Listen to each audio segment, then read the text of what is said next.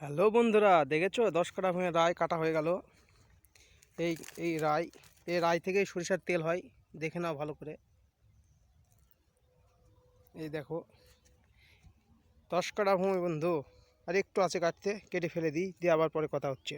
তো বন্ধু, কাটা সরিষা শেষ হয়ে গেল। এই দেখতেই পাচ্ছ, এটা হচ্ছে রাই। এই রাই থেকেই তেল, সরিষার তেল হয়। দেখতেই পাচ্ছেন, ভুঁড়া কাটা হয়ে গেল। সত্যি কথা বলতে বন্ধু, এই চাষ আবাদ করে কিচ্ছু নেই। চাষিদের পুরোই লুসকান। এই রায়ের অবস্থা।